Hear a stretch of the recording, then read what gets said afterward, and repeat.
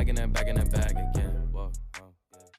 Hello, everyone. Welcome to the Splash City Basketball Podcast, your home for everything hoops related in the land of 10,000 lakes. I am your host, Steve Hartman. And it's been a minute. I had to take a break, reset, reflect a little bit on this Timberwolves season. Things came crashing down in pretty decisive fashion against the Spurs. But I needed someone to help me talk through my feelings here. And I wanted to go to someone who's always looking for the positive vibes. Derek Long, host of the Sideline Vibes podcast, is here with me. Derek, how are you, man? I'm doing great. We had the same mindset with that. Big time to reflect, kind of like taking those exit interviews, which I love, and kind of see the temperature of what they think, how the season went, and kind of judge how we should react as fans to the season. I don't know. Absolutely. It's just nice to do that. Yeah, not everybody does that, so it's kind of cool. Yeah. I think we last spoke. I had to look it up because it feels like a long time ago. Yeah. The Wolves were up 2-1 on the Nuggets. It was about a month ago. Vibes were high, but obviously things have changed for the Wolves. But more importantly, things have changed for you. Congratulations on becoming a father. Yeah. So yeah, we had my wife and I had our twins just recently during the beginning of the Spurs series, basically. And everyone's doing great, but it's been definitely a big adjustment. I think a fun thing. It's a boy and a girl twins, so it's been. Yeah, I mean, as father, you get it. Like the first couple weeks, you're like, what is going on? And then twins is like a whole nother like. It's great. It's chaos, but it's great. It worked out well. What's fun? Little Timberwolves background, if I may tell this little story here. Absolutely. Our son's name is Conley, so Mike Conley, and people are like, "Did you name your kid after Mike Conley?" And it's like, well, here's the story. So we went to the member party. If anyone's ever gone to those, like you just kind of photo op meet and greet kind of thing. For Timberwolves season ticket holders. And how this kind of works is there's players kind of like situated in stations around, and you kind of pick a line and you go and take a picture, meet and greet kind of thing. And originally we were in the line for, my wife is really good at scouting it out. She's like, that's the main photographer. He's always in the line with Ant. Okay. So like, we gotta get a picture and meet Ant. That's gonna be fun. And so they kind of reveal it after people have been standing in lines forever, and they reveal it, and it's Joe and Mike Conley. And it's like, oh, great, Mike's back. Like, Ant couldn't make it. That's fine. But like, perfect. Two dads. Like, because we were having a hard time figuring out a boy name. And like, Bailey, we should just ask him what would they think for boy names? Like, give us some suggestions. And so we get there, and first thing, can I swear on this pod? Guess. Sure. Yeah. Because it's so fitting. We get into like right when we're about to like whatever meet him, dab him up, whatever. And Joe Ingles sees my wife and goes, "Holy shit!" in this like Australian accent. Because he sees her belly going on. Very very at that point. And so probably left that part out. That was a little confusing, but and so she's like, yeah, and that's twins, and he has twins, and so we talked a little bit quickly about that, and my wife's just like, do you guys have any name suggestions? We're having a hard time with our boy. And Joe right away is like, Joe. I'm like, okay, sorry, probably not Joe. So we laughed about that, and then Conley's like, Conley would be good. And we laughed again. We're like, okay, funny. And like they just picked like their names. It's funny. But we walked away and we're like, man, that kind of would be a cool name. Mike Conley's just such a great guy. And then we're like, nah, whatever. And so a couple weeks go on, and we're just like, we keep seeing it all over the place, like Conley, like in those name TikTok recommendations of names, and we're like, man, Conley, that would be so fun. And so we ended up deciding on Conley. That's amazing. And so he is named by Mike Conley, like not just named after him. He was kind of named by him. So again, probably a little bit too crazy of Timberwolves fandom, but anyways, long story short, we're diehards here in this household for life. That's amazing. I mean, I feel like that entitles you to some sort of like hanging out when he retires, if he's still living here, or even if he's playing next year, like, I feel like you're going to have to bring that up and be like, remember that? Remember that? And he'll be like, all right, let me hook you up with that suite or something, you know, club level access. I'm working on a little piece here, like end of the season kind of vibe thing that I'm going to write and hopefully put out soon.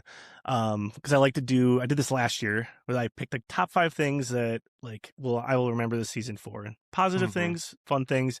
Obviously that's going to be a big part of that. So, and it kind of goes with the theme of that was like, this team is made up of just some great people off the court, and so it's it's tough because of like how they play on the court sometimes could be really frustrating for fans, and I think sometimes we have to separate that at the end of the year and be a little bit more perspective. Like, these guys are great people, and they do a lot for our community, and they're like just awesome people that you want to be role models for, or you want like your kids to be look up to. And it's funny how it kind of goes, and how like a season ends, and you could be so frustrated and be like, man. Or you have the Denver Nuggets people telling us that they're bad apples or something. That's just like that's just not true. And so I don't know. I think that's kind of a fun perspective on it. But we got to obviously talk about the basketball side of things, because that's big. Big part of it. I mean, it's good to keep it in perspective. That's one thing I like about doing some of these, with you or with Andrew Dukowitz, is just like, there's a human side to it, and I think when you're around the team, that helps. Otherwise, you're just kind of like, you think of them as chess pieces and whatever, and it's like, there is some of that. And but yeah, let's get to the game, or to the team. Okay, so after having about a week off here now to think about it, how do you grade this season? Maybe not A+, like, do you feel like this was a successful season in terms of where their expectations were, how it finished? Is it incomplete because of what, some of the injuries? How do you kind of view it as a whole? Gosh, see, I'm not, is like Britt talks about like the championship or bust culture. I'm like I agree with him 100% on that, where you can still have a successful season even without winning it all. I would say this one maybe not as successful as last year. Obviously, you go farther, and what you want to get to a Final Four. Final Four is great for me. Good, like, obviously you want to win a championship. One team wins it every year. You can't be too upset about that. I would say this year was still a success because you won a first round series against your rival, and then you competed for the most part, barring some injuries, to a team that could potentially win it all. So if you look a couple of weeks from now or months from now, if the Spurs are raising that trophy up, you look at this like, man, we lost to the champ, just like we kind of lost to Denver the one season that they won. It makes you feel OKC a little last year. OKC last year, like we haven't lost to the Mavs. The Mavs, that was a tough one, but anyways, like I still look at it as a success in the whole picture, but I would think there's still a lot of meat on the bone. Finch kind of talked about that in his postseason thing. Like they left a lot on the table, and something that they got to work on. So I don't know. I kind of agree with McDaniel's what he said. Like, still a success, but kind of the end of the year was successful. Too many bumps in the road that kind of derailed what could have been, I'd say. Yeah. I think of it kind of as a ascension, or are you ascending or are you descending? Sure. And I think last year was a little bit of fool's gold in the playoffs because the Lakers weren't a great 3 seed, and then the Warriors were beat up. And so you kind of get to that point, which is basically where they got to in the second round this year, playing a team of that caliber. I think the way I kind of viewed the season was the promises, the expectations, this maturity that they keep talking about, this championship habits, they keep talking about it. When is it going to show up? Because you're getting close to the prime years now of some of your core guys. This was kind of the whole reason they had Mike and Joe around, and Slow-Mo and Rudy are supposed to be these professionals, but you're not seeing that. And so I look at the team like the Spurs and OKC, and they have that with younger guys. So I'm starting to feel like you just either have that mentality of we don't take days off in January. We just come out and compete. Because that is a habit that now we have in the playoffs where we just play hard. So I don't know. I'm kind of I think winning a playoff series is great. I think if Ant and Io and Dante are all healthy, do we have a chance? For sure. So it's a little bit incomplete from my end. I'm just disappointed that they haven't seemed to matured Yeah. in that effort level, consistent effort level that I think you're going to need to beat these other two teams in the West. Like they just play at another level and another intensity level all year or most of the year, and they're ready when it matters. Yeah. I agree. I agree with that 100. I think the biggest thing that they need to just improve on is that maturity aspect of it. And they talked about it this last week here. And you look at the Spurs and the Thunder, and they're younger. Spurs are significantly younger than the Wolves, and people go, okay, well, how are they more mature with handling things? But you got to kind of look at their like infrastructure that they have too. It's like Popovich is still like around. After game one, they talked about how Pop came in and just kind of ripped him apart in the film session. Like, Yeah. he still has his fingerprints on everything, and he helps Johnson a lot. They just have that Spurs culture, and we don't have a Wolves culture, if that makes sense. Like, I love Finch as a coach. I think he does an incredible job. The thing that's tough though, and I think maybe this not taken into effect or like thought about, is the fact that like sometimes your personalities don't really match and work out, if that makes sense. So like Finch, very laid back. He's a player's coach. But during the games, it's very laid back. Like I'm gonna give you your opportunities. Like I'm gonna let you kind of fail on your own. I'm not gonna sit here and like berate you on the sideline, rip you. I'm sure there's times that definitely happens, but like he doesn't seem like a coach that's like a Steve Kerr, where he's like fiery, getting after it, or even Johnson, who has a very different demeanor, very chill, laid back with the expectations. Like, you guys need to be professionals. And then our core group of guys are also very chill and laid back, and so it could lead to like a bad combo where we have letdown situations like that. It could be a combination of that, and also just like the fact that we've made it to 2 straight Western Conference Finals, and they told us all year that they could just do it again when they're bored of the regular season. They said it all year, bored of the regular season, flip the switch. They lied about it. Then they realized, oh man, the Spurs are actually pretty good. Right. That's the thing, right? Like if you're the 3 seed or the 6 seed, doesn't matter. Like you're going to run up to the same team anyway. So in some ways I get that, but I also think, culture is a part of it. I like that you mentioned that, because I think that's real. I think there was like some chatter about like, why is KG not at these games? Look at all these Spurs. Duncan's still there, and David Robinson still comes.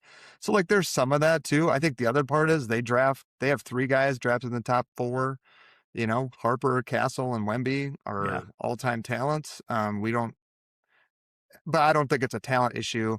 But I think part of it is the guys. So like, if your leadership is Ant and Jaden and Nas, that's Julius was not a leader on this team in a positive way. It didn't appear to be. And Rudy, I don't think they take him seriously enough because of his struggles offensively. I just don't think they look at him as like, we're going to follow his lead, because he is the one that typically would be like professional plays defense kind of consistently, is always in the right spot. He doesn't really take time off on defense.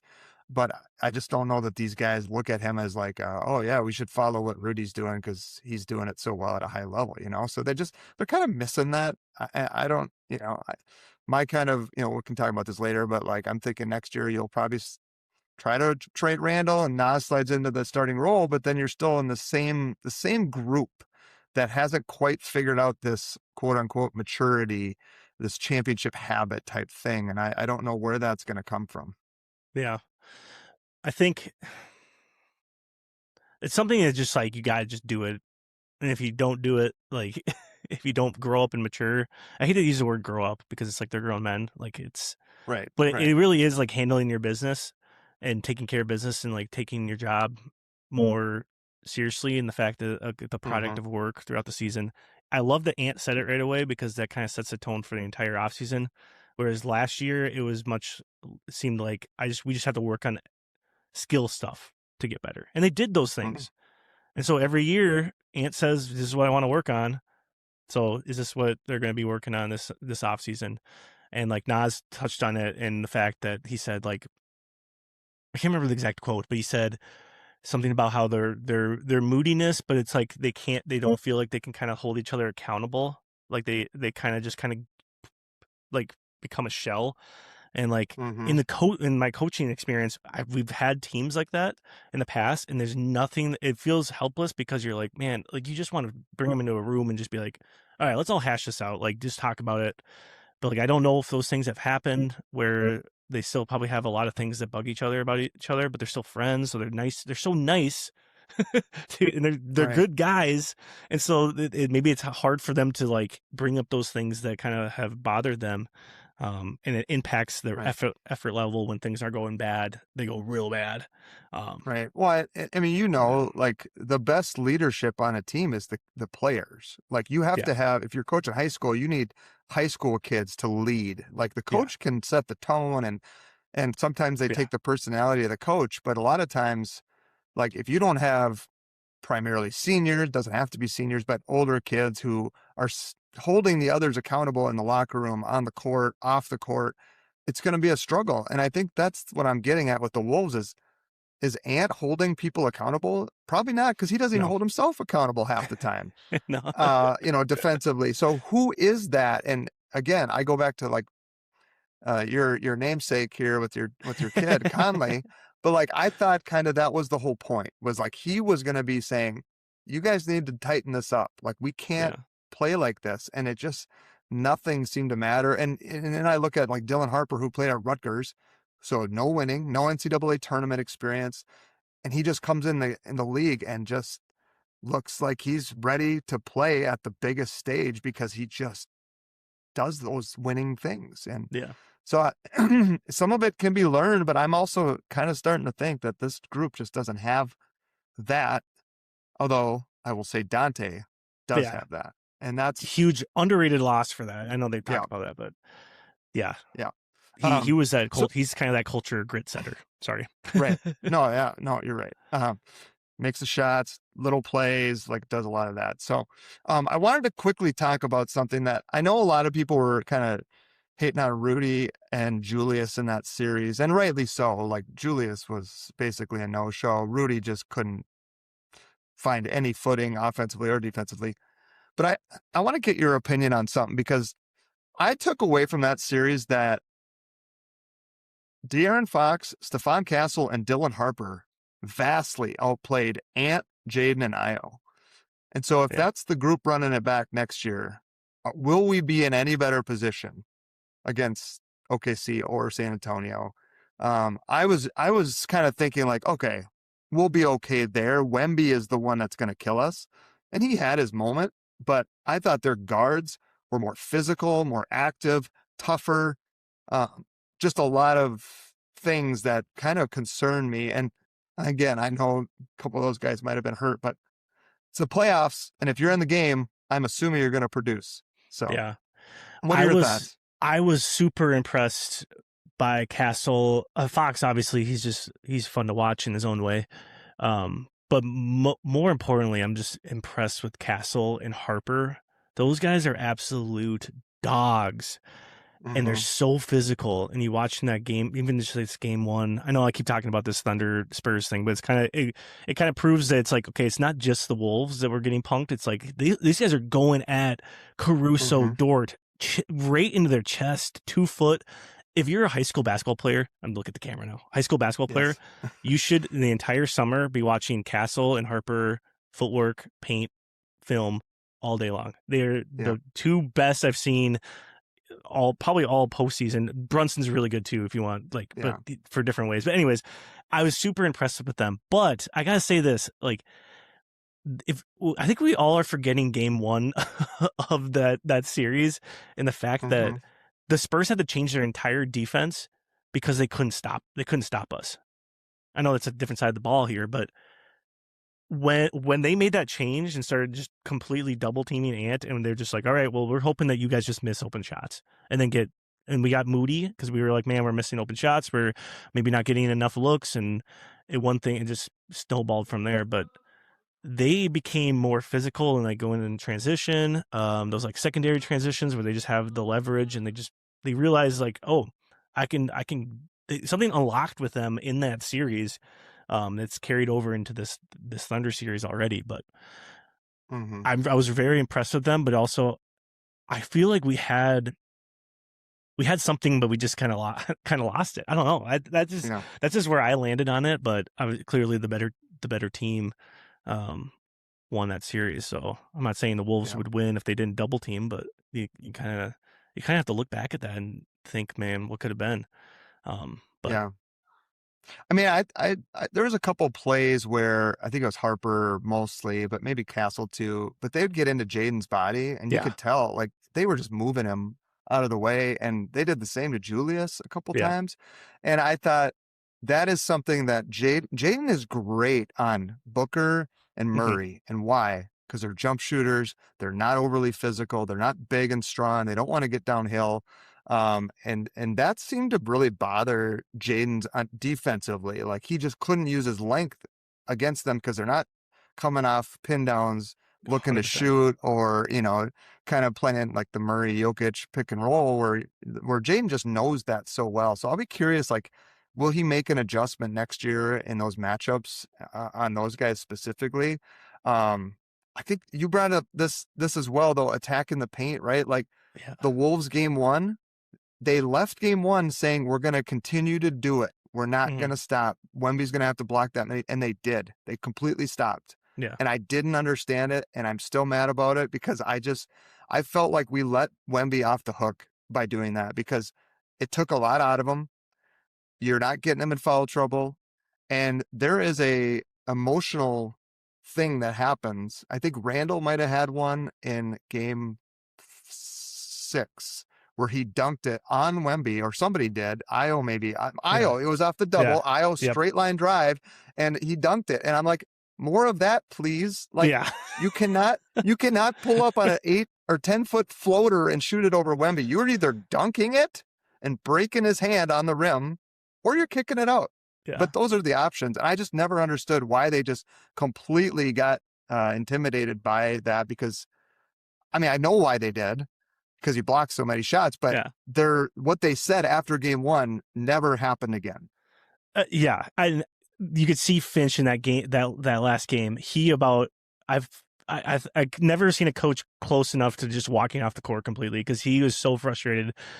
Stop shooting those floaters. It's low percentage, and like we don't shoot those. Like, why are we not following the game plan? Ant talked about it afterwards. You just gotta listen to the coaches. It's like, as a coach, that drives you crazy because you're like, yes, now we have to wait an entire summer to get after it again because we didn't put our best foot forward and we didn't listen. But like, I don't know why. It's just like, I think I know why, because it hurts, like driving into the paint and going full speed into those guys. They're so physical. And they just kind of wore us down that way. And it's impressive that a young team, like, that's credit to Harper and Castle. Like, kind of like we said with Jaden, I completely didn't even answer your question with, they were just more physical when they got in the paint, and we just got done playing the Nuggets, which were not physical in the paint. And so we used our physicality to try to bully them, and then they just didn't react to it. Like, Castle's awesome because he's just like Jaden McDaniels, but a different font, which just does, I'm not going to react to it, and I'm just going to keep coming at you. And they're like, man, this is wearing us down on this end. Now we're going to do it on the other end. Now my body's banged up. It's like, you can't just keep doing that over and over and over again. They took a gamble on that, and it was a good gamble. But yeah, the physicality part of it. I did say this. I think I tweeted this this is one thing I hate to be critical of coaching because it's like everyone has their own philosophy thing, and the NBA coach is incredible. Finch is an incredible coach, incredible mind, a million times smarter than I am, and so this is going to sound like I am coaching from the couch, but I think our team is not set up like we don't have the personnel to do what they are trying to do, where they want to be like a strong point of attack defense, pick them up at half court, maybe even past half court a little bit, pick them up in the back court, and like really get up and try to challenge versus and then deny everywhere else. Kind of, we don't give up a lot of threes unless it's like a guy that gets really deep, and then we have to overhelp, and then it's a kick out three. And so like we give up too many straight line drives because we're so up and guarding, and if they get past us, then it's just like they can get wherever they want. I would love to see the Wolves try like a kind of because we have so much length. We have so much length and athleticism in that way, but we're not a very like shifty, dynamic team that side to side. If that makes sense, like Jaden's our best defender, but he's not a like shifty side to side guy. He's just like a super physical, like I'm gonna cut you off, athletic, right length guy. So it'd be interesting to see if they kind of change that in the summer. But I think Finch is pretty like adamant because he probably watched the Pacers. And who's their team that we need to beat? The Thunder. Okay, what do the Pacers do? They get up and guard the crap out of you, but they have a lot more guys that can like kind of do that. I don't know. Tell me if I'm wrong or like again. I'm throwing it out there. That's just one thing that's bugged me about the Wolves. Yeah. This whole season. No, I think you're right. I think there's more of that kind of just. I don't know. He likes the big long wings. You know, TJ is like that, right? But you know. This is just going to be me, I feel like, stereotyping on who it is, but it's like Jose Alvarado. It's TJ McConnell. It's, you need a bench guy. I would love Alex Caruso, man. Give me Alex Caruso any day of the week. I want that guy on my team. And he is that guy, like championship, pedigree and does little things and won't bitch and moan if he doesn't get the ball or get shots. Yeah. He's guarding Wemby. You talking about coaching things like, Hartenstein hardly play. Hartenstein did the Rudy thing in game one. I know we could probably just do a pod on game one of the Spurs Thunder game because it was so amazing. It's so awesome. But like they went super small, guarded Wemby with Caruso and Dort and those guys and pulled shooting, right? And Caruso hits a bunch of threes. And like, so this whole Randall Gobert experiment, as much as Tim Conley says he didn't build the team to beat the Nuggets, that's why Rudy's there. Yeah. And now there's this whole other beast, and that Randall Gobert pairing, I don't think will work going forward. I don't know what they can do financially and with the roster, but I just feel like these quicker, smaller. I mean, what was their largest player besides Cornette and Wemby? It was 6'7", Carter Bryant, right? Champagne's not big. I mean, they're all like 6'4" to 6'7". Yeah. Super athletic, strong. Yeah. Can, mostly like can do multiple things, get to the rim and shoot. So they just have this like collection of dudes like that. And I think you're right. Like we definitely were not, Jaden will pick up Jamal Murray full court all day long. He will wear him out, and he couldn't do that against Castle. No. Io didn't seem to be able to, I don't know if it was health or if he just isn't, he's just, I like Io. I want him, I'd like him to be the starting point guard next year, but these guys were just a little bit, they just got a little more juice than we did. And they got downhill. There was also a couple talking about coaching things. I don't know if this is coaching or execution, but we were like chasing over screens by half court. And I'm like, why are we doing that? We do that. He's not that's pulling kind of up. That's 100% what I've been talking. Like that was just kind of what I've been talking about. I've seen it all year. It drives me crazy because Jaden, it's a coaching thing where it's like we want to go over every screen. I'm guessing it is because Jaden goes over every single screen, no matter what. And unless it's just Jaden doing his own thing, when he picks up at half court and they set a screen and he goes over it, it just becomes a 2-on-1 downhill, and you have to overhelp, and it's a kick out, and it's just dominoes going downhill, and it's. If you have a Castle and a Harper who are super physical and they play off of 2 feet in the paint, it's game over. There's nothing you could do. It's going to be an open shot or it's going to be like a 3-foot shot. and that's just what happened Right. over and over again. But part of it Yeah. too is like our poor offensive finishing led to transition defense, and they were just incredible in transition. And it's just like if Yeah. we're not going to figure out that offensive side, like you're doing an uphill battle.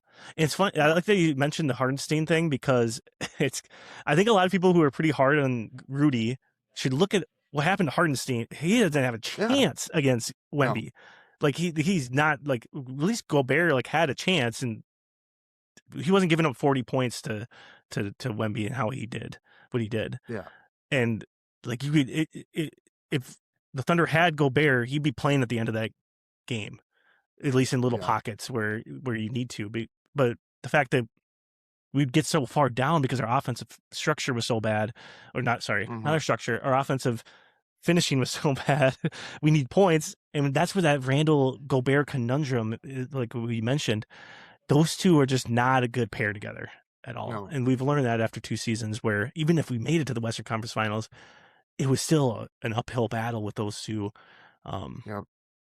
Yeah, I think Cat made more sense, right? Because Cat could Yeah. stretch the floor. I mean, Yeah. he's self-titled greatest shooting big man of all time. So until Wemby showed up, apparently. Yeah. But yeah, like, what do you think going into the off season? You know, if you had to, you know, make the hard decisions, and what roster changes do you think need to be made to you know, battle these two Western juggernauts? I always love this question. My wife and I talk about this all the time, and I've actually learned this from watching sports, because my wife's a Packers fan. And so as I've started dating her, I know it's unfortunate, but dating her, like, I'm like, how are you so like just calm about like decisions that are being made and whatever, and like not. She's like, well, like, I'm not going to speculate things, and it's whatever happens. And I'm like, man, that's a good perspective on things. And so I've taken that approach to watching like all my sports watching, and it's made it enjoyable. Now, the reason I say this is because like I'm not a huge like person who like speculates like who we should go get. Like, should we go get Giannis? Should we go get? I need to like see them to like see it on the court for me to be like, oh, that makes sense. I get it. But if I have to answer this and give some of my thoughts, I don't think the Giannis thing will work. No, I agree. I think the perfect person to fit next to an Anthony Edwards would just be either more shooting or more guards, kind of like a Dante, kind of like a like an Io. Those kind of players, I think, would just fit nicer. Like Reeves would be awesome fit, I think, personally. Yeah. For the Wolves in that regard. Like, you need a second guy who, I'm not gonna say I don't think you need. I'm kind of like, I don't think of the traditional point guard. One, I don't think it exists anymore. And two, if you do have those guys, so like a Fred VanVleet, they just get hunted in the playoffs. Like, just get. Yeah. I know he won a championship, so it's like, but that was a whole different time. Harper and Castle are just going to hunt the crap out of, if we have Kyrie, if we have a smaller guard, they're going to do what they did to Mike Conley, who's that traditional point guard. I think we just need a second fiddle who's just like able to score at all 3 levels.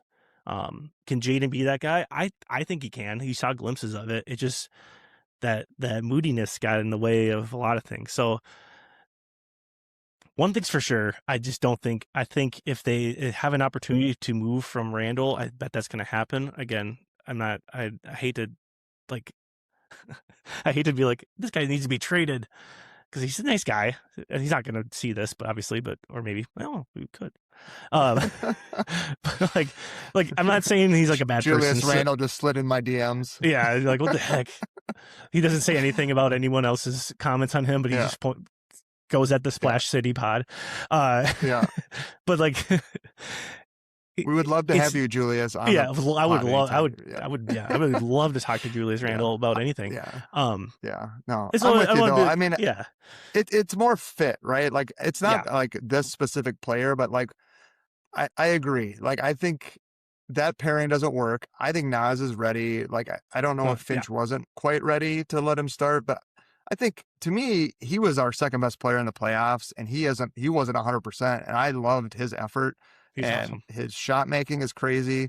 So now there's more floor spacing again, that you need. Plus, it's from a guy who's 6'10" or Yeah. 6'11", whatever Nas is. I mean, so like defensively, yeah, maybe that's a challenge at times when you're having to guard Chet or, certain guys. But I think the hope is that I agree. Like, Rudy has more value now. You could get more from him, but I Randall is to me and I don't want to go down this road either, because I have heard he's a great person, but Yeah. like, there just wasn't a fit personality wise with this team and him. 100%. And I think Nas, Jaden, Ant, if you're going to hitch your wagon to them, you got to let them start, and you got to see how these next couple, probably 2 or 3 years go. And those are your guys, and you build around that. I think Io could slide into the point guard spot for now. I like that he gets downhill and he doesn't need volume shots. Like, he can be a facilitator. He's big enough. But I think when you bring Nas into the starting lineup, now your bench gets thin. And so my thing is, I'm looking for lunch pail guys, dirty Yep. work, power forwards that can come in and play a 4 or 5. Like, I keep going back to this, but I look at Mitchell Robinson from the Knicks, right? Like, that's the Okay. guy. Can you get 10 and 8 from him, if, and maybe not 8, but 6, like, on a regular basis? And he's just always doing the right thing. The other one is, like you mentioned, point guard. I would love to see them go kind of what you were saying, like somebody who can pressure the ball more full court, and that ain't Bones. I think Bones is a free agent, so it's like, do you bring him back? I mean, he provided some highlight moments, Yeah. I love Bones. but like, there's so much wing guard depth in these elite Western Conference teams that are strong and physical, and Bones just, I don't know. I mean, there's a reason he didn't play in that Spurs series, right? And so can you really get past them if that's your 7th or 8th guy? Yeah. TJ Shannon will probably be in the mix, which he fits, right? He's 6'7" wing who's strong. Like, would probably like to see more of him, honestly, in the Spurs series. But Yeah. and then Berenger, Berenger, you got to hit on that. Like, he's got to become, learn under Rudy, spend another year getting better. And like, maybe he's playing. So I guess when I look at the roster, I'm like, can you get 20 and 10 from Berenger and whatever power forward you bring in?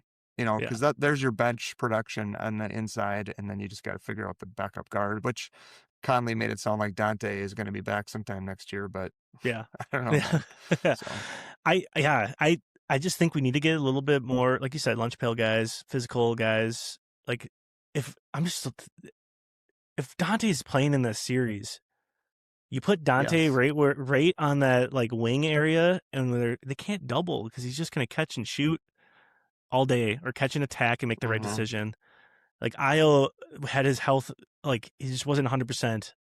If he was 100%, I don't know what would happen. At least go maybe one more game. But like you said, it's gonna be interesting to see kind of how I like Jaden at the 4 sometimes too. Like, even if you can't find that like power forward, that kind of like that lunch pail guy that we need. I 100% agree with you. I just think that's kind of the fit around there. I'm not the big like we need like another physical, like, where is this physical Mike Conley version type of person out there? And I think like that's been kind of misunderstood, is like, we need this traditional point guard who's just going to run the offense, so Ant's off the ball and not getting the ball. I think it kind of defeats the purpose of, like, Ant's so good because he can get the ball and start your whole offense, and the whole defense has to set up to stop him. Like, the Spurs literally had to be like, we have one of the best defenses in the league, and we cannot stop this guy. We need to double him every time down the floor and make it so everybody else has to beat us. And it worked out perfectly for them. But like, sliding glass doors, if you have Dante in that series, like, that strategy doesn't work. And it would look a lot, honestly, it would look a lot like that Thunder Spurs game 1. If you just have one or two more guys who can just kind of add. So I don't know. there's a lot more smart. This is again, I hate speculating. I don't know. All the guys have forgotten more than I've learned about basketball who are making these decisions. So they're going to make the right decisions. And if not, then it's just a reset. And I don't think we should go full reset though. So I like the core that we have, the young guys. I'm excited about Yon. Tej made a huge jump in this playoffs, obviously. I like his work ethic. He's a great kid. Yeah, I don't know. I think you kind of take what you can and see what you can kind of build from there. But they kind of made it seem Conley kind of made it seem like they don't want to blow it up, which is No. I like that because I like this group. I also don't think they can like like the way they don't have any picks, they don't have any kind of flexibility really, that's where it's like, can you flip Julius for someone who's maybe not a starter but gonna be a better fit, and then can you get another pick down the road or something just to try to find something. On the point guard thing, I agree, like Ant's greatest thing is he has the ball, right? But I felt like that defense that the Spurs played against them and the Nuggets tried to, but OKC would do the same thing. We don't move the ball quick enough when he does get off of it. And so like, I kept thinking like, why don't they have someone else bring the ball up and get Ant coming on pin downs and then they tried to do some like zoom actions where he's kind of coming from the wing. And I think that's where like, do you trust someone else to bring the ball up, facilitate, and get that action where he's still getting the ball first? It's just that he doesn't have to expend the energy bringing the ball up because in my mind, he's a shooting guard. Like he's a 2 guard. He is not a guy. I think I forget. It might have been Dan Moore's podcast I was listening to. He started technically as point guard all year and his assists went down from last season. Yeah. And I don't think that's what anybody wants. Like he's just not the guy that's going to distribute a lot. He'll get off the double team and he makes that decision pretty well, I think, for the most part. But like when teams do that to us, we weren't making them pay enough. And I don't know if that's so much him off the ball, or like, yeah, sure. You want to invite double teams, right? Like the NBA has always been like Shaq.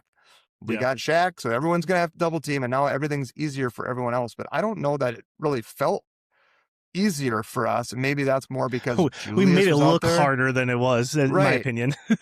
You had 2 guys who couldn't really do anything, with the ball in their hands, Rudy and Julius out there a lot, and that's why the offense looked so much better when Nas was out there. But yeah, to your point, like Dante's out there, maybe it's a completely different thing. I just I felt like a lot of times, that's why I brought up that IO play where he cut down through the lane and dunked, because I'm like, that's the play that if you're doing this to the Spurs or the Thunder, that's what they do. Yeah. J-Dub would hammer that thing. Yeah. And we were kind of like, well, we're just going to shoot threes and hope that things work out. And I kept waiting for them to like drive it off the double, drive it, and then pitch it out versus just kind of stand and so I don't know.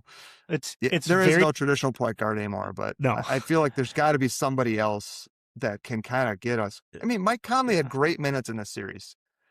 I mean, I know you love Mike Conley, so I don't have to tell you, but he had like the best plus minus in the whole playoffs for the Wolves. Exactly. He was awesome. And because he's unselfish and he moves the ball, and he will take an open 3 and hit it, and that's all we really need, more of guys like that. So I'm hopeful that IO can be that though next year. I think a couple things. One thing is really telling. This game 1 against the Thunder. I don't know, they might make an adjustment, but they never double teamed SGA like they did Ant. So what does that tell us? That it could be a combination of things. They're 2 through whatever is better, or they were more unable to stop what Ant was going to do versus what SGA is going to do, if that makes sense. The Spurs kind of do what I think a lot of teams have not done against the Thunder, and it's just like let them shoot these open threes. Like statistically, they're not going to be able to keep up versus like trying to do too much and they get backdoor cuts and all this stuff. And SGA just goes to the line a bunch of times, just like play the gaps really hard on SGA, make him kick it out every single time, and you're just going to go from there. And they have the guys to do it because they're very athletic and strong. Right. I think with Ant and the assist thing, we actually made a video about this earlier in the year. A lot of his like passing, this is I think his best playmaking year, which just sounds crazy because hockey assists and stuff. Those hockey assists, like he makes the right decision every single time down the court because he's seen every single coverage. And if teams are going to send hard double, he's just going to find the open guy, and it's like hopefully from there. Our guys who would get the ball were not making the right decision every single time. And so I think that was the biggest problem. And I think why it has become a conversation. It's like, we need somebody who can facilitate things. Okay, but what is that going to look like? It's going to be Ant coming off of a down, like a zoom action still. Like, he's still going to get the ball. He was still they were still doing those things. It's just that I think this is just my subliminal mind thinking.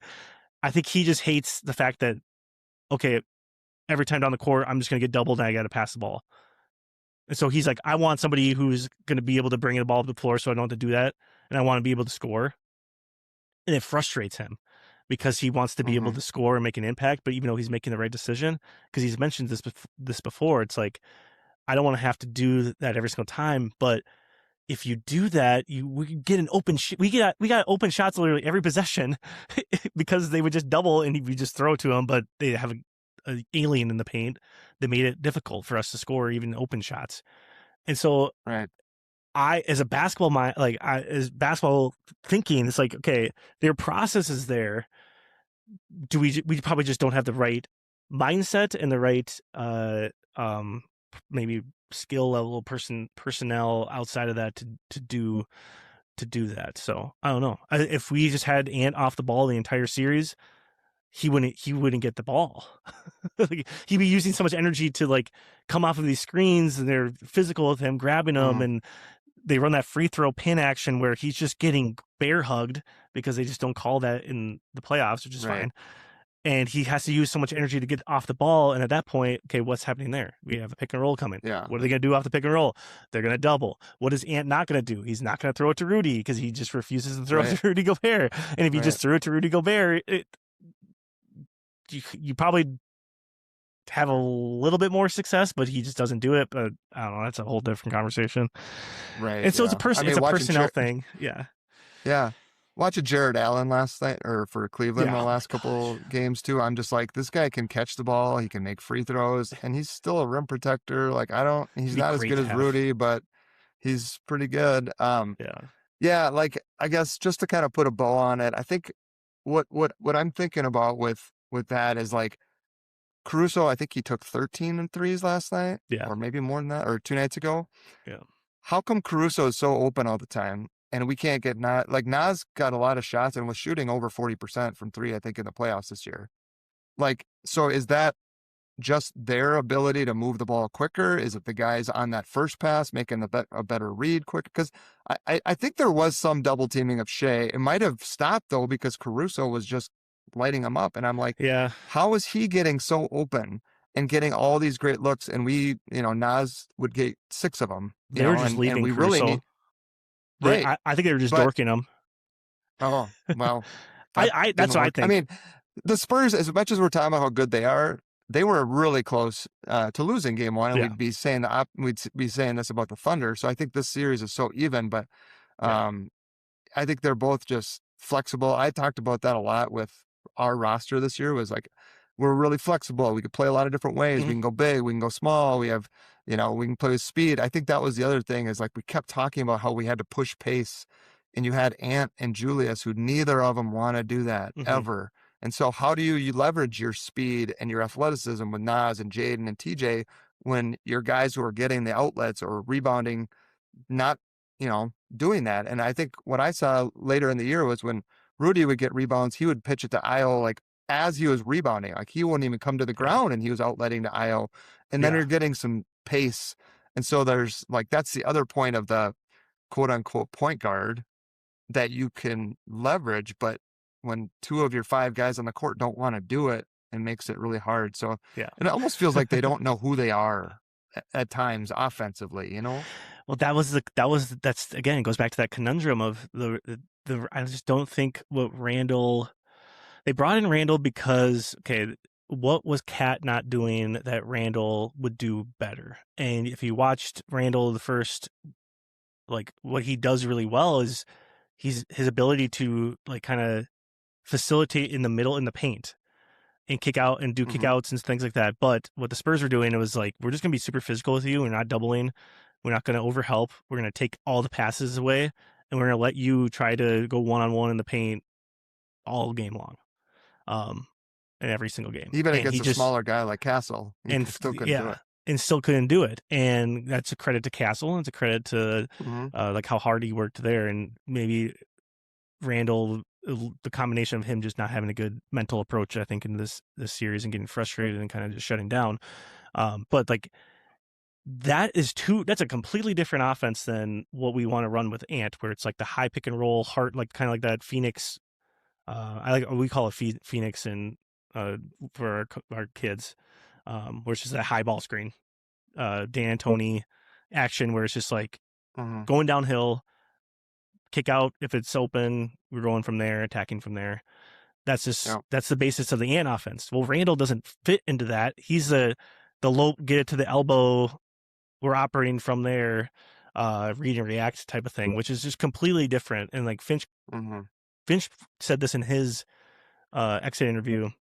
He was hoping that those two would be able to run like kind of like a Murray and Jokic kind of 2-man game, but they just don't operate well together there. Like they went away from their one action that worked really well against Denver, where they run this like ghost screen pick and pop action. Even though Randall wasn't hitting a bunch of shots, he would get it and they would go downhill. I don't know why they went away with that. I don't know. Like, I think Randall saw that Castle was on him. He wanted the ball. He's like, I have a smaller guy on me, I'm gonna post him up. And he just was getting frustrated, and then everyone got frustrated. I don't know. I'm speculating a lot, but that's just my perspective of like, like it's just doesn't, those two, if they're gonna play like that, it's not gonna work. If they're but well, and okay, so next year, let's just throw this out there, hypothetical, and that's Ant and Nas instead, and you pick and pop with him, and you have Rudy in the dunker spot. That is a completely different dynamic. Right there than what they currently have. That works every time. That'd be terrifying. You saw like the lineups that were Randall, when Reed and Gobert were on the floor together were the best lineups that we had. I wonder if I can look it up. I won't be able to do it in time. But if you look up their like lineup configuration, and that's one of our better lineups on the season. You go, okay, well, how can he make that work? Well, he has the shooting, which just opens everything up. He has the ability to catch and drive, which is part of that Ant like style offense where it's like, if they're going to overhelp, I'm kicking it to you. You can either catch and shoot, catch and drive, and kick out. Those are your options. Or swing it right away. Reed would do that versus Randall catches, and now it's like, all right, now it's my time to go one-on-one. And try to operate there. So it's just, it's two different styles of isolation players that just don't run the kind of the same thing, if that makes sense. I don't know. Yeah. Agreed. So, anything else, like high level thoughts on the Wolves season, both either like playoff run or looking at next year? Cause I'm not overly like negative. It may sound like that from the podcast, but I don't think we're like terribly far away. Like 6 games against the Spurs. Yeah, I know Wemby got tossed for one of those, but that's a thing that happened, and we didn't have Dante. And I think, Tim Conley, a lot of people are like, oh, he's amazing. I'm not as like super high on Tim Conley. Like, his draft picks have not been great. This Randall thing it was okay. Whatever. I just feel like our roster construction is pretty weird right now. But, like, give us some optimism as you see it for next year's Wolves squad. Well, like I said earlier, I love the young core that we have. I love the Nas in Jaden. I think Nas took a leap this postseason, kind of being more of a leader. Mm-hmm. I think Jaden took the biggest leap throughout the whole season. From one year to the next, he's only going to take a bigger leap next year if he's just going at that same rate. Where he just takes a big 2 or 3 years ago, we were like, if only he could shoot, and now he's like, I don't know, he had a rough postseason shooting, and that's just again his mental part of the game. That's going to be the focus this summer, probably. Our young guys are like TJ, like we have Yon, who we haven't even like really seen his capabilities, but I'm excited. This young core is something to build around, and they kind of this like a 2 timeline thing. I hate to say that because it's like you look at the Warriors and they were trying to do that and it just didn't work out. It's a little bit different because they're 2 timelines. Their best players were the older guys, older ones. Versus we're trying to find these like bridge players that are going to help Ant. You want this as a Wolves fan. You want to have you want to be in the discussion every single year, and we've been in the discussion, and we've extended our timeline, and that's one thing I would say Conley's done a great job of, is extending that timeline. Whereas if we keep Cat, you might have to blow it all up after that if you don't make it to another Western Conference Finals, and that looks a lot different because you're gonna have to trade a lot more pieces. So I don't know. I'm very optimistic just because I believe Anthony Edwards is top 5 player easily, and I think if you just make a couple tweaks, you could see yourself competing against. We're not that far off. We're not, like you said, not that far off from the Spurs and the Thunder. It might look like it, but the things that they're far off are the things that they can easily fix, and it's their attitude and their effort and their focus. Those are 3 things that they can control. Yeah, right. Yeah, and Ant wasn't healthy. Like that's a real thing. Like he didn't attack the rim like he used to, and there was plays that Castle made where I'm like, man, I remember when Ant used to do that, and it's just reality of how this season ended. But yeah, if we have Dante, we're going at least 7 games. Yeah, probably. I mean, Io was hurt too. Like we were just really in a bad spot going into that series, and so the fact that I went 6, I was pretty pleased with. And what do they say? More bites at the apple. That's what the Wolves brass always says. Like, I mean, Wemby hits the deck a lot, and I don't want him to get hurt ever. But like, he's 7'4", and guys that size, Yao Ming had foot problems. Like that kind of is a thing. So if next year he gets hurt, you got an opportunity, and you can't waste it because you're like, well, we can't beat OKC and we can't beat San Antonio. You can. No. It just, things need to fall like that. That just happens in the NBA playoffs. So we got to stay close. As long as we have Ant, I think we're going to be in that mix. That's what I would say. Certainly feel better than the Nuggets fans right now, don't we? I mean, like, or Pistons fans, like you were 1 seed and you almost lost to the 8th seed, and then you just got beat. Yeah. It could be a lot worse situations. So I think we're all right. So, well, I'm glad we can have this little vet session. We can have a little decompress from the season. I appreciate you coming on again, Derek. You mentioned some things you were going to put out here in the next couple of weeks. Tell everybody about that. Yeah, so I'm working on a little piece where I do like top 5 things that kind of I will remember from the season. I started doing this just kind of like a personal thing because I want to like look back when I'm older and be like, or if my children are like, hey, tell us about the Timberwolves back in the day. And it's like that Vince McMahon meme, man, they're special. And it's like, I want to look back and be like, oh, I wrote something about this, or I made a video about this, and you can watch it and be like, oh, this is what happened. Anyways, I'm working on that right now. I'm going to start dabbling into some Lynx stuff too, because that's I love basketball. And so I love watching the Lynx because I just think they have such a good thing going there. And Cheryl Reeves, a boss. I love her approach to things. And so, I'll do a lot of that. Other than that, it's just kind of taking care of. I'm taking a little break from filming pods and stuff for a while here until things settle down a little bit here. But I'll make appearances here and there. That's allowed. That's allowed. Yeah, I appreciate you, man. Like, is this the first pod you've been on since this is number 1? Yeah, number 1. Oh my God, what an honor! What an honor, dude. Thanks so much. Thanks for having me. I've been kind of stir crazy talking. I was talking about pick and roll coverages to the kids, and they're like looking at me like. Some dads sing lullabies. Yeah. Derek is breaking down the pick and roll coverage the Spurs did against the Thunder the other night. That's awesome, man. Yeah. Well, I appreciate you again. Best of luck with those kiddos, and Thanks. we'll stay in touch this summer, man. Thanks a lot. Yeah. Thanks for having me. Go Wolves. Wolves back. All right, that's the pod for today. I appreciate you hanging out. I appreciate Derek Long, also known as Croonch, Croonch on Instagram. Check out his stuff. He does some writing for Hitting the Hardwood, and he has the podcast Sideline Vibes as well. Appreciate him and his insights. Fun conversation about the state of the Wolves, kind of recapping the season. In the coming weeks, we'll do a little bit of, some different topics. We'll do some pickup basketball topic. We'll probably get into the NBA draft as well, coming up in mid-June. I think it's like around the 22nd that weekend.